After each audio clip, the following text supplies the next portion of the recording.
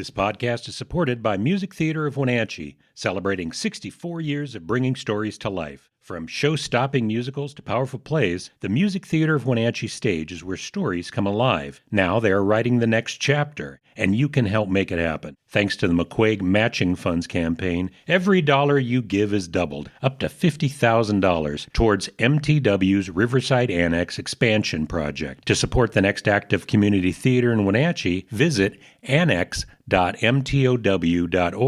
and donate today. Opening night club. We're not opening a nightclub. It's the opening night club. We can't wait to watch an opening night show, because on opening night we always go with our opening night club. Opening night club. Welcome to the Opening Nightclub Podcast. This is a podcast where we get together and discuss and celebrate local theater in Central Washington. I'm your host, Kevin McKee, and with me today I am excited to have our local tech guru and sound and lighting god, Mike Locke. How are you doing, Mike? I'm well. Thanks, Kevin. It is so good to have you on the podcast. I have a hard time describing things that you're not involved with. I don't know if we have any organizations in town that you are not participating as a consulting engineer for lighting and sound. From time to time, I've been lucky to had a lot of people to work with. So, yes. So yeah. Your day job is working at the Performing Arts Center. Yes.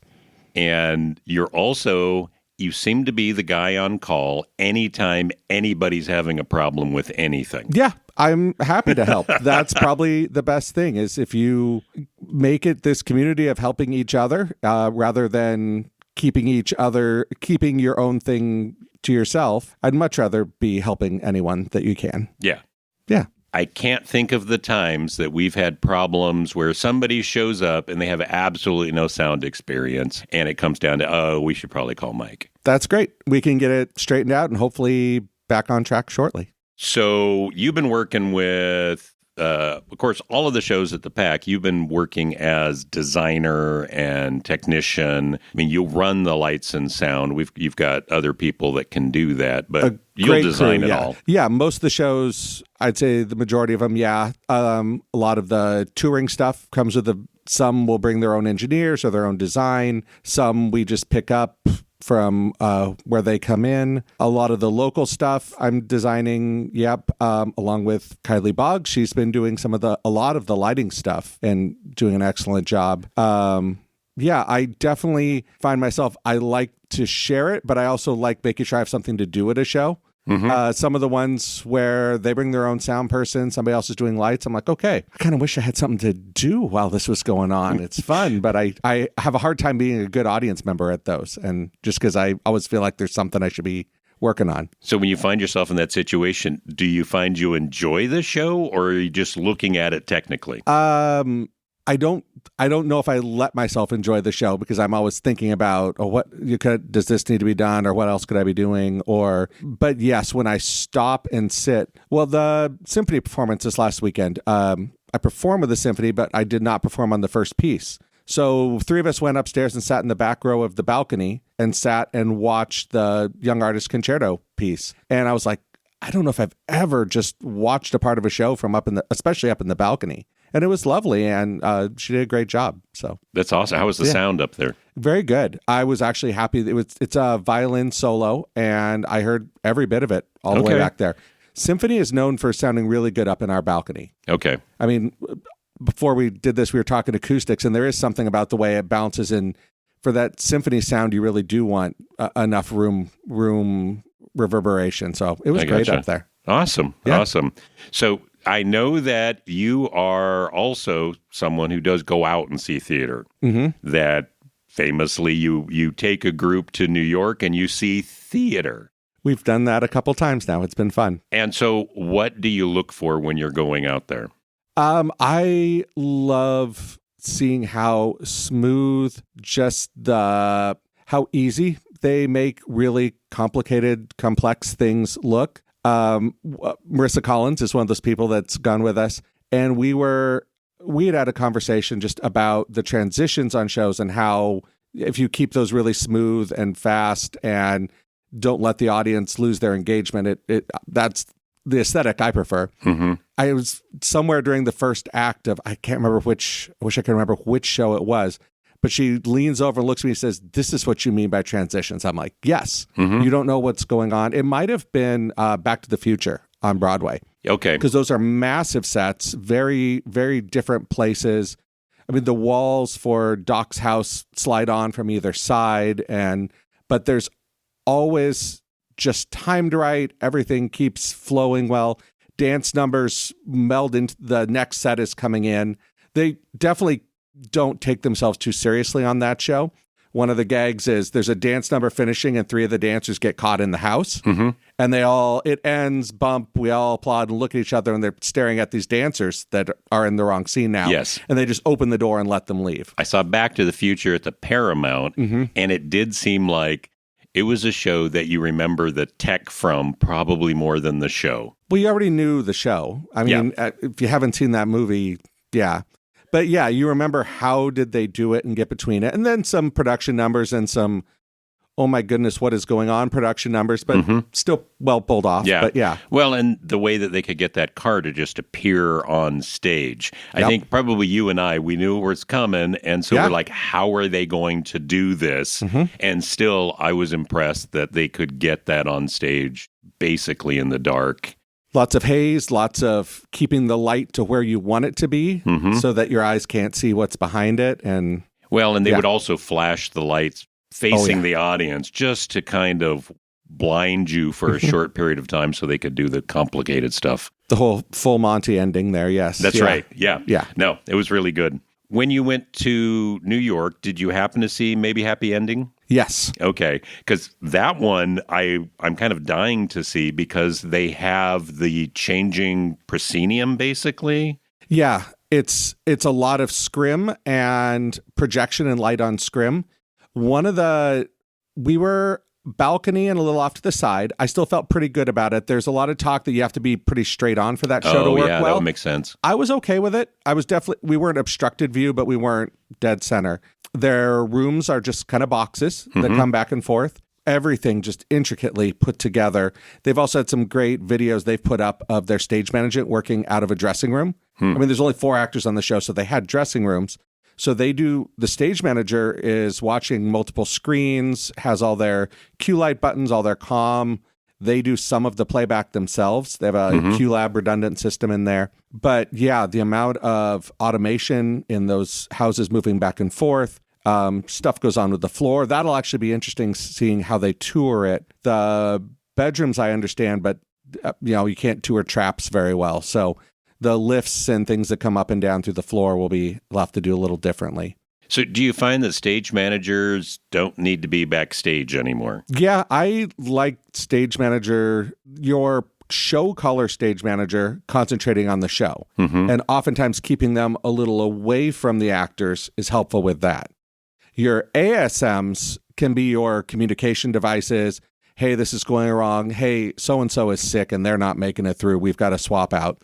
Those sort of things. But that's when you have the luxury of having the full-size crew that you need to do that. Gotcha. They're all there, and then the stage manager can focus on, okay, there's the top camera. That's looking good. This is good. Automation we set. Yeah, we're set.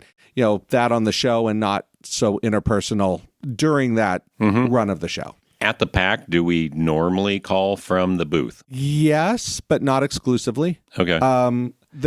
Most of the time I'll leave it up to the stage manager preference. Sometimes I'll say, hey, this is one where you really want to be in the booth. So you can do that. You're focused on the show and calling it and let other people do the people. I know for Mary Poppins, I said, hey, this would be one where you really want to be in the booth because there is so much going and I know you want to be out there helping physically move the set. But if someone's not watching all the parts and making sure it's ready to go and making sure that the set has cleared before we go, we'll end up with issues. Yeah.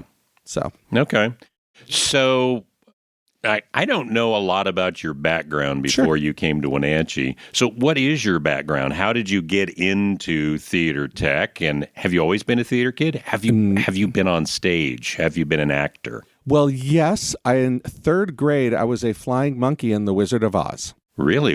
That may be the last theater show I was in. Did you actually fly? No. Oh, okay. No, this was Helena, Montana. Okay. And I believe I did turn lights on and off in that show too, but everyone had to have a part on stage. I really don't remember any part of it other than it happened. Yeah.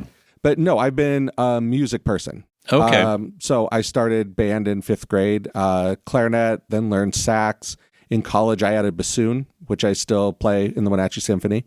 It was somewhere during college or shortly thereafter. Well, I got my degree in music performance from the University of Idaho. Okay. I wasn't sure what I was going to do after that. And I remember sitting at an Italian restaurant in Moscow, and one of the guys I knew from campus was like, "You need something to do? Come work for me tomorrow." The first day, I was pounding tent stakes in a gravel parking lot to put up 40 by 40 foot tents. The next day, I was on a stage running mics for the band Everclear over at Beasley at Wazoo. So that kind of summed up that job. You did everything. And I really appreciate how many different things I did in that. We were all the tech support for sporting events, for the cultural events on campus.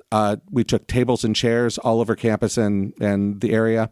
But we also did like little sound systems for author readings or things like that.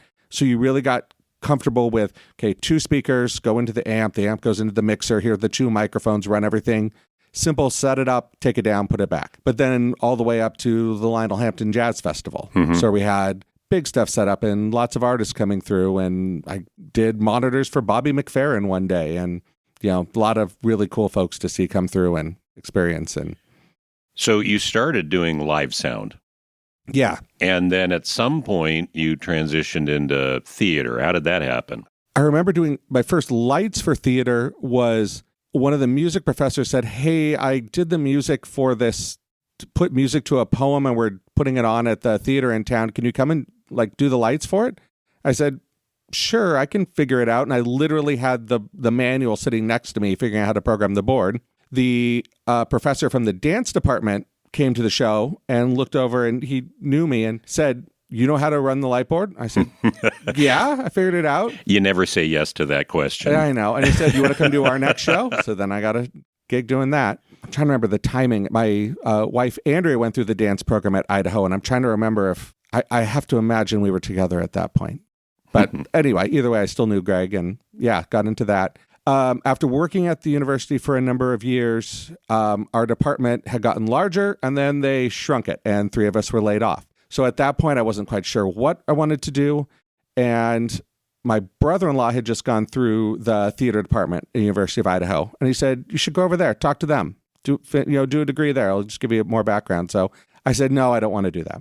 And then about 2 months later, I said, "Yeah, I think I do want to do that." So in late July, early August, I wandered in and talked to the department chair, and he kind of gave me the stock spiel, and I'm like, "Yeah, okay, sounds good. We should do it." He's like, "Well, come back tomorrow. Hold on." Came back and he said, "Yeah, I've got an assistantship for you." Nice. So did my master's in theater design and technology at University of Idaho, and that's where I probably did more theater sound stuff, but lighting, so back and forth between the two. Taught a class in sound. Teaching is not my main forte, but it was a good thing to do, and they hadn't had anybody actually teaching sound there, so that was fun. And so did you stay at University of Idaho before Wenatchee, or? No, I was there right up until coming to Wenatchee. I remember exactly where I was driving, and I sent an application in. We're like, okay, Central Washington Theater, okay, this makes sense. And then I got a phone call, and hey, we got your application. Can you talk for a minute? I'm like, yeah, sure. And pulled into a parking lot. And that's where I did just a very preliminary phone interview. But yeah, went straight from my master's degree to here. That's awesome. Yeah. I was happy to know Kent Chalmers up in Kashmir. So when I got the first one, I called him and I said, "Hey, do you know this place? Why is the guy leaving?" It's like, "Oh, no. It's great venue. He's going to get his master's. So, no problem. Oh, okay, cool. And put him as a reference. So it's nice to have somebody local. Yeah. Yeah. No, Kent's been doing wonderful work in the Kashmir High School program. I remember we were counselors for a music camp, and he came to the director and said, I've got to cut out a day. I've got a job interview. And he drove from Moscow to Kashmir and back in the one day to do his interview. Wow. But he's been there 18, 20 years now. Yeah, probably quite a while. Well, and they're doing the most interesting thing by having their orchestra in another room. I don't even know, it could be in another building, and it's all running by wire and video to get back to do the musicals. He's developed an awesome system for that. And we've chatted before on it, and you could throw a whole lot more technology at it, but it's already working so well. I think they may do a new soundboard up in the theater space, which will make it a little easier to send the stuff up to the person mixing the show. Yes. But his other challenge with that's amazing is they have to set it up and tear it down every use because they still have to teach classes in there throughout the day and multiple different size ensembles. So where you might be able to get away with doing more stuff, it just means there's more you have to put up and down daily. I gotcha. Yeah. Okay. Well, one thing we didn't talk about, and I don't know if other people know this, but you also design a lot of the sets that are happening. And is that something you kind of were forced into, or do you just enjoy doing set design? I went into it willingly. I do enjoy doing it. It's the hardest part is to do it well. There's so much detail you have to put out in it. So I've learned with many great builders in Jeff Burdan over at the high school, the Talbot family, Tony, Vern Smith.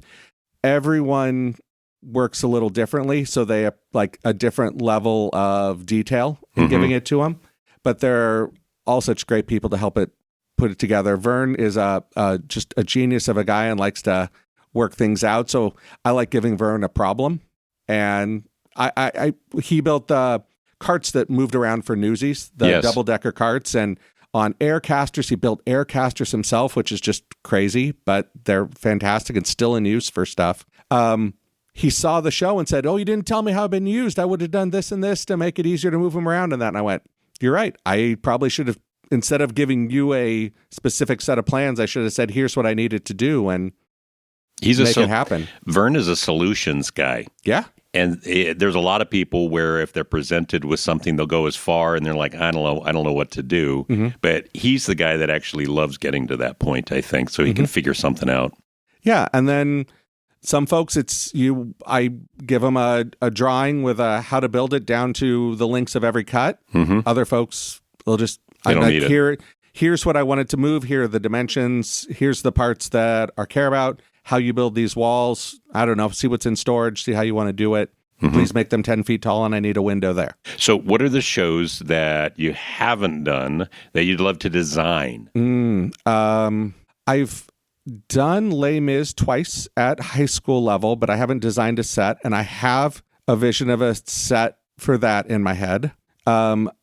Is it very realistic, or is it just representational? Halfway in between. Okay.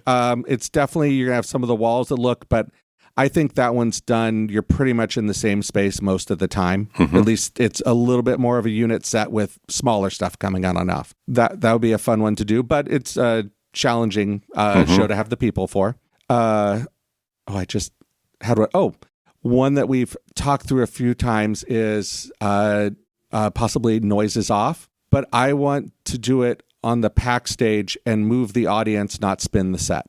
So instead of having the classic traditional set on a revolve, I'd rather have the audience move backstage and watch the same set in the same place from seating on our stage. So it really takes what we do for Hot August Nights, for comedy shows and all those things, and move the audience back and forth and make it a little more of an experience. And maybe you get an appetizer your first time through the hallway on the way back, and then a dessert your second time on the way out. So you'd physically move them, like they would get up. It's not a revolve at that point. They would have to move backstage to the black box. Yeah. So you just build the set static and move your people.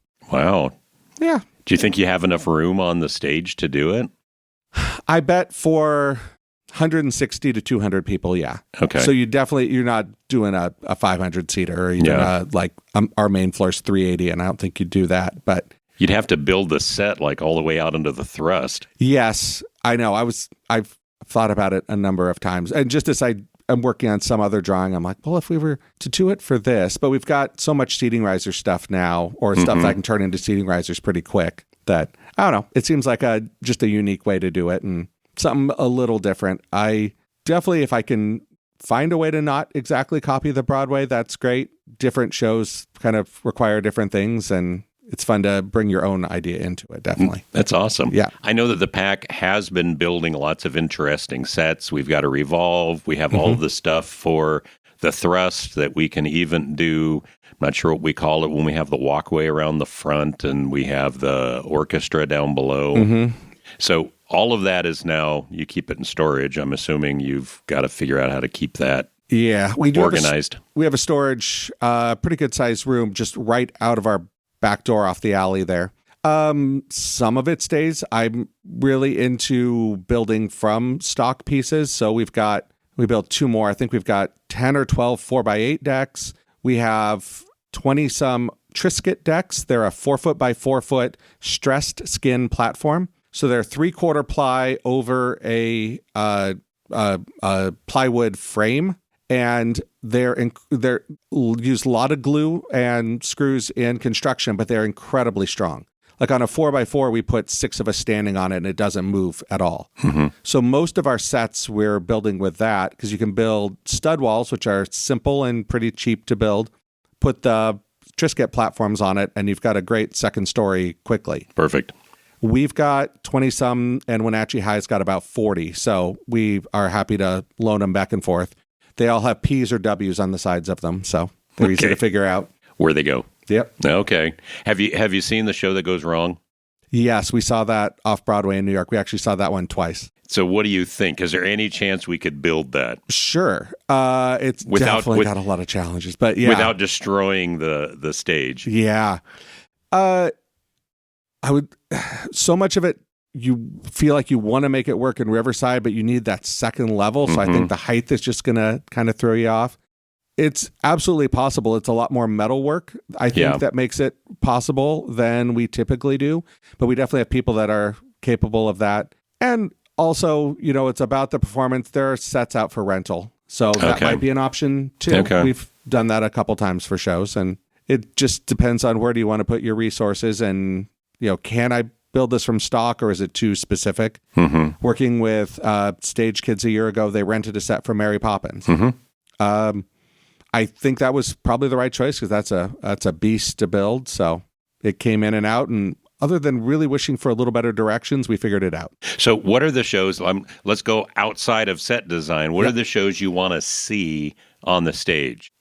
Between music theater, the Pack, the different organizations, we've got some kind of restrictions that aren't official, but we need to do shows that are fairly family friendly, fairly well known. That really limits, I think, what we can do. And especially in the modern shows, what's coming up on Broadway, not a lot of it is family friendly. And there's very little that's well known. The well known shows we can't get royalties for. So what are the shows that you think you would love to see done in Wenatchee? I'd have to think through that. The problem is you described is correct. There are so many that need to be available for a wide audience. Just the economics of it. You want a lot of people to be able to go to it. We do our difference in the summer with Hot August Nights, but that has a built-in. It works because we're only looking for about 2,500 seats for the whole run to sell. Where when you do the black box, how many seats do you have? We shoot for 200. 200? Yeah. Where an Apple Blossom musical, you're trying to sell 5,000, I mean, for a full capacity. So there's a lot more to that. I don't know. I'm trying to think through it too. I'm rarely on the end of helping pick the shows. I'm usually, hey, this is what's going on. Would you like to be involved? And I say yes way too often. So yeah. No, I'm bringing it up because I know that you see a lot of shows and you're not. So it'd be like, okay, let's see what Mike Locke thinks about the shows. Did you see Shucked? Yes, I loved it. If you like a dad joke being told straight out to your face, you're going to have a great time. Do you think we could do that? I know that they've got the Holy Shit song. Well, I mean, we're already on the books for Legally Blonde, and they'll have to see how want to handle a couple of the songs out of that. I don't remember Shucked being too off-putting. I'm not too worried on nothing bothers me that much in the shows I see, so I may not have noticed. Shucked was great. I'm trying to think through whatever. On the far opposite side of that spectrum, we saw Oh Mary, our last visit to New York. And it's fantastic and incredibly crude and raunchy. And they do such a good, it was so well put on. But we did maybe need to do a little more research. We took our 12-year-old daughter and we talked about it afterwards. She says, well, if I'm going to learn these things, I'd rather learn it in theater with you guys. And we said, yes, we're going to go with that being our reasoning. Why? You are raising a theater kid. She loves it. Yes. Yeah. Can we do Outsiders? Young male heavy cast. I think there's only 3 female roles. The effects are up there though. The rain, the Broadway set is also very much on, say it's kind of a U-shaped where the sides of the stage are higher than the center. And I saw the tour set or some pictures of the tour set and it looks like it's flat for that. So I'm sure that'd be really hard to tour. I'm just thinking of things that would sell. It feels like The Outsiders people know The Outsiders, and so it might be easier to sell that one, but I don't know if it's a show that would be appropriate. We saw it at a Thursday matinee, and they were very full on school groups at that show. Oh, okay. So at least 3 or 4 buses outside bringing kids in, and I would say middle school aged to see that. Okay. Definitely, they weren't high school. So there you have that option with the show. I don't think any of the material in it would be objectionable. If you're at this appropriate age to read the book, I think they stay pretty true to that. I haven't seen Maybe Happy Ending, but I think that is one that hopefully we can work with. Yeah, it's 4-person cast. Trying to decide how much of the video and tech elements are integral to the story and how much of it is just the way they presented it. There are definitely some flashback scenes that you have to find a way to do. You need to move between spaces, so just either bringing them on and off or then getting them out of the way to depict their travel. I think you want them to be fairly accurate. I think you need to have enough stuff to really feel like you're understanding the space they're in. So it couldn't be, boxes and looking out a fake window sort of thing. You probably have to have a little more realistic to those. But cast-wise, if you got people that can do a good performance, portraying a robot without being a staunchy robot. Yes. Without overselling it. Yeah. Well, they had great people oh my God, performing in that one. I think the performances sold it, but then the tech just pushed it over the top. Oh, yeah. It was crazy. I mean, won the Tony for it, so yeah. So this year, the PAC has been doing a lot more shows, it seems like, produced or at least being presented by the PAC itself. Has that been exhausting? Are you wearing out your crews? We haven't jumped into it yet. We're at the front end of it. Okay. So it's coming, though. Yeah, we made the choice for our 25th anniversary to present a bigger season. So I think Alex added about 50% to number of shows that we normally do. It's a little daunting looking at it coming, but you look at them individually, nothing's going to be a heavy lift. It's just the number of going through. Hopefully there's something for every audience member to find something they like and want to come to. We're just starting it now, and we have a ways to go. Yeah. We're recording this on a Sunday, and Late Night Catechism was supposed to be on Friday. What happened to that show? That was a rental show, and they saw their early ticket sales weren't great, and they pulled it. Okay. I'm not sure if that was tour-wide or just our stop. Okay. We had planned on doing that this weekend and talking about Late Night Catechism as an opening night. That was the only reason I brought that one up. So if there is anyone that is that big of a fan of the podcast that can go back and say, you guys said you're going to Late Night Catechism, that's the reason why. That's the reason why we didn't do that one. Yeah, we've had more interest in either tribute type shows or something like that where it's a one-person presentation from outside producers renting the theater and coming through. And we've just found a challenge of them understanding that we don't have the staff to offer marketing services for your event as well. That is something you need to do on your own. We can do certain things. We've sent email blasts to that for them, or this or that, and just as a paid side service. But it may not be the full amount of advertising they need to get a good audience for their show. Of course, yeah. So, what are your upcoming things you're working on as a designer? Oh, that's wonderful. Marvelettes is coming up in a couple weeks. I'm doing lighting for that. Had a great chat with Maddie Atwood this last week. Wenatchee High School, Little Shop of Horrors, set and lighting design. At the PAC, Stage Kids coming in with Lion King Jr. It'll be the third time. So what's kind of fun about that is you're very comfortable with it. So we're going to do some different things with the set this time. But then again, I can also load the last lighting file and have a good, 2/3 of my way there on that. Have they saved the set for that, or that needs to be rebuilt each time? That particular one, there weren't a lot of big set pieces. We used some steps that I have in stock. Previously, we had used a rolling staircase unit that we had for Pride Rock. This time, we're building a different Pride Rock that's in 2 smaller pieces that'll be a little easier to move around and use for various things. We are one of the parents is rebuilding or building a new sun for the opening of that. Oh, so we talked a lot about what didn't quite work on the old one.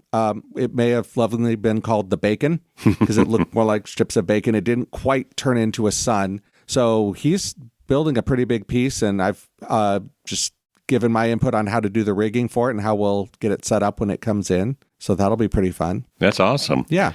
So we've got that coming up, I'm assuming. Marvelous Wonderettes.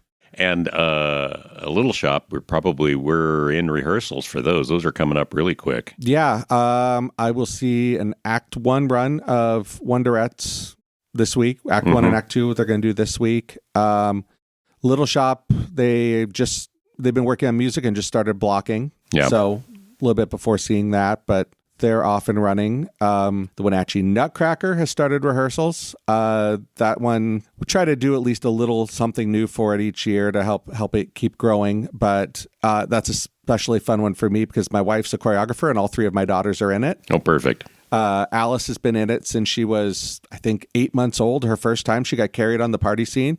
The moms fought over who got to carry her in the party scene. So that was pretty fun. Nice. And then already thinking about Legally Blonde for the spring. And don't have anything on paper, but of course everyone goes, are you going to do the house at the beginning with all the windows that the girls are in? And I'm like, I don't know. Sounds like we need to, but I don't know. That's a great one because I don't know how to pull it off yet, but that's fun. That's the fun part. Yeah, I gotcha. You have a 2-story, have to have somehow 2-story with, 8 to 10 windows with people popping through. Mm-hmm. And then it has to be gone in 20 seconds. So what's behind it? How did you get them up there? How do you get it all out fast? And it never comes back. It never comes back. It's not a reusable set. No, that's what can you use behind it? Maybe that is another part that you're just using as something to get them up in height at that time. Mm-hmm. But yeah, that one is kind of a bummer. Absolutely do it without it. It's just girls talking about what's coming up. Oh my God. So yeah, you'll have to work with the director on that one. Yep. Figure that one out. We'll get there. Yeah.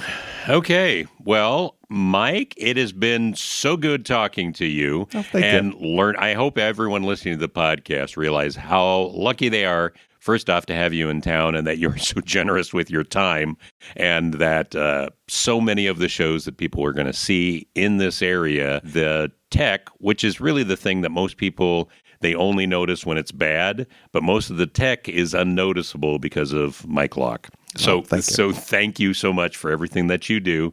And that about wraps it up for this week on the Opening Nightclub podcast. We are going to be talking probably about Oktoberfest next week because that's what Skylar and I have been doing for the 3 weeks in October. And then we will be going to one of our first opening nights coming up when we have the Marvelous Wonderettes. We'll be opening up on the 16th. So if you want to join the rest of the Opening Nightclub, be there on the 16th. And in the meantime, I would encourage you to go out, see some theater, and enjoy the next opening night.